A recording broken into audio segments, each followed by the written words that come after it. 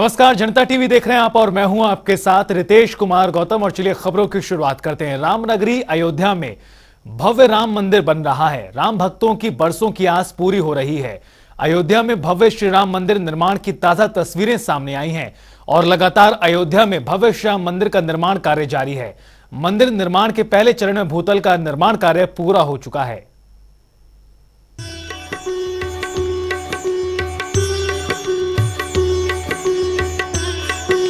अयोध्या में राम मंदिर अब आकार लेने लगा है। राम भक्तों को जिसका इंतजार वर्षों से था, वो सपना जल्द पूरा होने वाला है। अवधपुरी ममपुरी सुहावन, उत्तर दिशा बहे सरयू पावन। ये सरयू पथ और ये पावन पे ये रामलला का मंदिर बन रहा है, जो हर हिंदू, हर राम भक्त, हर कार सेवक ये प्रवेश द्वार है। सपना था तो ये सपना पूरा हो रहा है। ये मैं दिखा रहा हूँ, ये प्रवेश द्वार है और इसी से एंट्री की जा रही है। ये एंट्री पॉइंट है, ये गेट है। राम मंदिर के भव्य गर्भगृह में जनवरी 2024 में रामलला की प्राण प्रतिष्ठा की जानी है। 161 फीट ऊंचा राम मंदिर 3 मंजिला होगा। राम मंदिर के भूतल का काम पूरा होने के बाद अब प्रथम तल के भी निर्माण का काम शुरू हो चुका है। प्रथम तल के स्तंभ स्थापित किए जा रहे हैं, इन्हें एक दूसरे से जोड़ा जा रहा है। प्रथम तल पर ही राम दरबार की स्थापना की जानी है। यहाँ रामलला चारों भाइयों व हनुमान जी के साथ विराजमान होंगे। राम दरबार की स्थापना के लिए महापीठ का निर्माण प्रथम तल पर किया जा रहा है। हालांकि अभी भूतल के फर्श का काम बाकी है। प्रथम तल के स्तंभों पर मूर्तियां उकेरने का भी काम तेजी से चल रहा है। अपने ट्रेडिशनल स्टाइल को स्टडी करते हुए जो अपने टेम्पल आर्किटेक्चर के हिसाब से रंग मंडप, ये रंग मंडप है, आगे गुड़ मंडप है, पीछे नित्य मंडप के हिसाब से भगवानों को स्थान देके मूर्तियाकार हो रही है।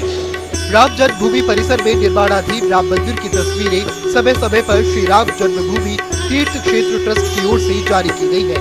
श्री राम जन्मभूमि तीर्थ क्षेत्र ट्रस्ट के सदस्य डॉक्टर अनिल मिश्र का कहना है कि निर्धारित योजना के अनुसार ही राम मंदिर का काम आगे बढ़ रहा है। भूतल की आंतरिक सज्जा के साथ ही प्रथम तल का भी काम शुरू कर दिया गया है।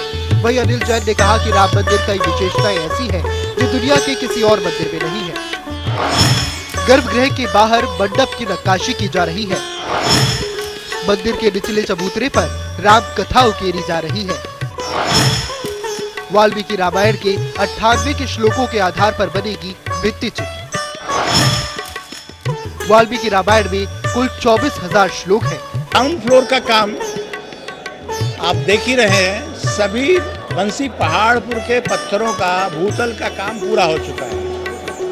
उस पर जो बारीक काम है, चाहे वो रूप काम है, चाहे फूल पत्तियों के उकेरने का काम है, वो काम बारीक काम कारीगर यहाँ कर रहे हैं। वो भी समय सीमा में तैयार कर लेंगे। रूप काम की जहाँ तक बात है, ऐसे 170 खम्भों में लगभग हजारों मूर्तियाँ बनने वाली हैं। उसमें जो प्रमुख 70 खम्भे रास्ते में पड़ने वाले हैं, उस पर रूप काम पूरा हो जाएगा। राम मंदिर ट्रस्ट के सदस्य अनिल मिश्रा ने बताया कि साल 2024 में मकर संक्रांति के बाद शुभ मुहूर्त पर प्राण प्रतिष्ठा की जाएगी। पहली चैत्र रामनवमी पर सूर्य की किरण भगवान के ललाट पर पड़ेगी। इसकी व्यवस्था की जा रही है। चलिए अब आपको मंदिर की भव्यता के बारे में बताते हैं। राम भक्तों का काम मंदिर कैसा बन रहा है। राम मंदिर ऐसा कि दुनिया में कहीं भी इसकी जैसी भव्यता नहीं है। राम मंदिर में करीब 400 खंबे होंगे, जिसमें भूतल में करीब 160 खंबे हैं। प्रथम तल पर 132 खंबे, दूसरे तल पर 72 खंबे। गर्भगृह में लगे हैं व्हाइट मार्बल के 6 खंबे। मंदिर के गर्भगृह में लगे 6 खंबे सफेद संगमरमर के हैं, जबकि बाहरी खंबे पिंक सैंडस्टोन से बनाए गए हैं। 300 से 400 लोग एक साथ रामलला के दर्शन कर सकते हैं। इसमें 46 दरवाजे होंगे जो सागवान की लकड़ी के बने होंगे। खंबे का निर्माण काफी महीन एवं जटिल काम है, क्योंकि प्रत्येक खंबे पर 14 से 16 मूर्तियां बनाई जा रही है। खंबों पर कुल 3600 मूर्तियों का निर्माण किया जाएगा, जो मंदिर की भव्यता प्रदान करेंगे। मंदिर निर्माण को लेकर राम भक्तों में उत्साह है और राम भक्तों को उस दिन, उस पल, उस क्षण का इंतजार है जब रामलला का भव्य, दिव्य और अलौकिक राम मंदिर बनकर तैयार होगा। तो आने वाले समय में जो मकर संक्रांति के बाद शुभ मुहूर्त होगा, उसमें भगवान की प्राण प्रतिष्ठा देश के प्रधानमंत्री नरेंद्र मोदी द्वारा की जाएगी। वीडियो पर्सन कृष्णा के साथ BS राठी, जनता टीवी, अयोध्या। तो वहीं संगम नगरी पहुंचे कांग्रेस के प्रदेश अध्यक्ष बृजलाल खाबरी ने केंद्र और प्रदेश सरकार पर बड़ा हमला बोला। केंद्र पर हमला बोलते हुए कहा कि केंद्र और प्रदेश सरकारें संविधान की धज्जियां उड़ा रही हैं। उन्होंने कहा कि कोई ऐसे उदाहरण है जिससे कहा जा सकता है कि संविधान खतरे में है। उन्होंने कहा है कि संविधान कुछ कह रहा है जबकि सरकारें कुछ और कह रही हैं। संविधान पर संकट है और संविधान को खत्म करने की साजिश की जा रही है। इसलिए कांग्रेस पार्टी लोगों को जागरूक करने के लिए संविधान बचाओ संकल्प सभा आयोजित कर रही है। मणिपुर में हिंसा चल रही थी, हमारे देश के प्रधानमंत्री विदेश की यात्रा पर थे। आदरणीय राहुल गांधी ने जाकर के वहाँ पर समझौते की बात कही, लोगों ने उनकी बात को माना, तवज्जो दी। अब ये तो ग्रह है, ऐसा महसूस कर रहा देश कि धीरे धीरे जब पेट की आग नहीं बुझेगी तो कहीं ना कहीं आग लगेगी। अच्छा, स्मृति ईरानी ने मौत का खेल बताया बंगाल में और कहा कि राहुल गांधी अब क्यों चुप हैं, अब क्या बोलेंगे? तो उनको क्यों नहीं जाना चाहिए? उन्हें पहले जाना चाहिए। जहाँ पर आग लगाने वाली सरकार देश की हो तो बुझाने वाला कौन है? ये सब कहीं ना कहीं किसी न किसी तरीके से 2024 का खेल खेला जा रहा है, जो कि बिल्कुल गलत है। ये संविधान पर उत्तर प्रदेश के बुंदेलखंड में जल संकट की कहानी काफी पुरानी है। केंद्र और सूबे में बीजेपी की सरकार आने के बाद सरकार के दावे और सरकार की योजनाओं में बुंदेलखंड में पेयजल समस्या को खत्म करने के लिए भारी भरकम बजट भी खर्च किया जा रहा है, लेकिन समस्या जस की तस बनी हुई है।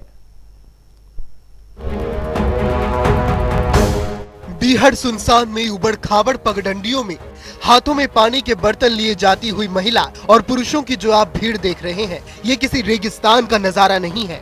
ये यूपी के चित्रकूट धाम मंडल मुख्यालय बांदा से सिर्फ 5 किलोमीटर दूरी पर स्थित त्रिवेणी गांव की तस्वीर है।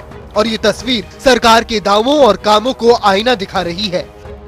बांदा में पीएम मोदी के ड्रीम प्रोजेक्ट हर घर नल, हर नल में जल और सीएम योगी का जल जीवन मिशन का प्रचार और काम अपने पूरे जोरों पर चल रहा है। लेकिन इस गांव की आधी आबादी आज भी गड्ढे का गंदा पानी पीने को मजबूर है।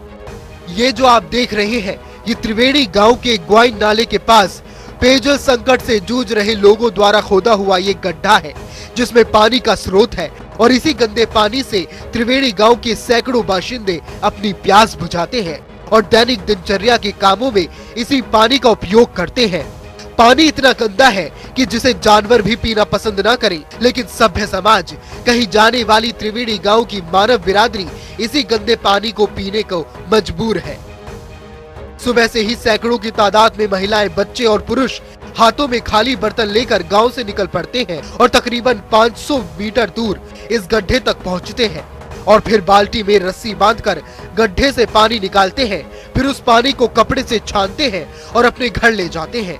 पेयजल संकट से जूझ रहे त्रिवेणी के बाशिंदों से बात करें तो बताते हैं कि यही गंदा पानी पीने को मजबूर है, क्योंकि सरकारी पाइपलाइन तो पड़ गई है, लेकिन पिछले 2 सालों से एक बूंद पानी आधे गांव में नहीं आ रहा है। प्यासन मरते हैं तो यहाँ से ले जाते हैं पानी। पानी आया है, वो फरुआ से लेके खोदा है सब औरतें, और फिर खोदा के फिर ये पानी निकला है, फिर पानी ले जाते हैं यहाँ से भर भर, छान छान फिर पीते हैं, बच्चों को पिलाते हैं, बच्चे बीमार हो जाते हैं हमारे। क्या करें, पीने के लिए पानी नहीं आ रहा है तो ले जा रहे हैं। गांव में आता है, वहाँ इधर नहीं, हमारे मोहल्ले में नहीं आ रहा है। नदी है, नदी में कुइया खुद रखी है, इसी से ले जा रहे हैं। नदी के किनारे गांव के इस हिस्से में लगे चंद हैंडपंप भी जवाब दे चुके हैं और गांव वाले इसी गंदे पानी से अपना काम चला रहे हैं। गांव वालों के मुताबिक गंदा पानी पीने से वो और उनके बच्चे भी बीमार होते हैं और इसी गांव में गलघोटू जैसी बीमारी से आधा दर्जन से ज्यादा बच्चे मौत की भेंट चढ़ चुके हैं। गांव वालों का कहना है कि जब कोई नेता आता है तो इन औरतों को ये कहकर रैली स्थल में ले जाकर भीड़ बढ़ाई जाती है कि यहाँ तुम्हारी समस्या का समाधान होगा, लेकिन इनकी समस्या सुनने वाला यहाँ कोई नहीं होता। ग्रामीण जिलाधिकारी कार्यालय तक अपनी फरियाद लेकर कई बार जा चुके हैं, लेकिन नतीजा सामने नहीं आया। लोगों ने बरार करके और आए हैं, सब इकट्ठा हुए हैं, फिर फड़ुआ लेके खोद के स्कूल में पानी निकाला है। पानी गंदा है तो इसको ले जाते हैं, फिर छानते हैं, छान के बच्चों को पिलाते हैं, हाँ यूज करते हैं। बच्चे बीमार हो जाते हैं, उनको इलाज कराते हैं, क्या करें, पानी तो पीना पड़ेगा। हम तो यहाँ से डीएम तक गए, हम यहाँ रैली में यहाँ से लिवा जाते हैं, समूह की औरतें सब लोग लिवा जाते हैं, चलो पानी की सुनाई होगी। इस मामले में जब त्रिवेणी गांव की प्रधानपति से सवाल किया गया तो उनका कहना था कि ये समस्या कई सालों से चली आ रही है और इसके लिए काफी प्रयास किए गए हैं, लेकिन इस समस्या का निराकरण किसी ने नहीं किया। प्रधानपति के मुताबिक वह ग्रामीणों को लेकर स्थानीय विधायक और जल शक्ति राज्य मंत्री रमकेश निषाद के दरवाजे पर भी जा चुके हैं, लेकिन वहाँ भी सिवाय आश्वासन के कुछ नहीं मिला। प्रधानपति के मुताबिक गांव की महिलाओं ने खुद फावड़े से ये गड्ढा खोदा था, क्योंकि इस जगह पर पानी का एक स्रोत है और इसी गड्ढे में भरे पानी को गांव वाले छानकर किसी तरह इस्तेमाल कर रही हैं। हाँ, तो पानी की तो दिक्कत है ही हमारे गांव में। यहाँ कई मुहाल मतलब 300-400 घर करीबन। ये सर ये और से पानी का कर रहे थे, मैंने JCB से गड्ढा खुदवाया था गर्मी में, हाथ से फरुआ से, तो वो खोद करके ये पानी निकाला था इन्होंने। कैसे पानी निकलता है इसमें? पानी ये निकल रहा है जो ले जा रही हैं। तो ये तो बहुत गंदा पानी। तब क्या करें, मजबूरी है इनके। यूपी के बुंदेलखंड में जल संकट की कहानी काफी पुरानी है, लेकिन केंद्र और सूबे में बीजेपी की सरकार आने के बाद सरकार की दावे और सरकार की योजनाओं में बुंदेलखंड में पेयजल समस्या को खत्म करने के लिए भारी भरकम बजट खर्च किया जा रहा है। प्रधानमंत्री नरेंद्र मोदी ने बांदा चित्रकूट में जल संकट को दूर करने के लिए अपने ड्रीम प्रोजेक्ट हटाए परियोजना का भी शुरुआत किया था, जो काफी तेजी से परवान चढ़ना चाहिए था। लेकिन समस्या गांव वालों की है, गांव सरकार का है, और सरकार अपनी चाल में मस्त की वोट का वक्त जब आएगा तब शायद इस कहानी को उसके अंजाम तक पहुंचा दिया जाएगा। जनता टीवी के लिए बांदा से अरबाज खान की रिपोर्ट।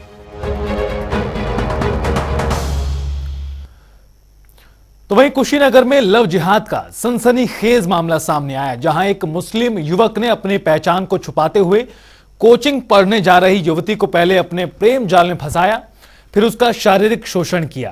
बाद में युवक ने युवती के परिजनों को मारने की भी धमकी दी। युवती के परिजनों ने शिकायत स्थानीय पुलिस से की तो आरोपी पक्ष के दबाव में आकर पुलिस ने दोनों पक्षों में सुलह समझौता करा दिया।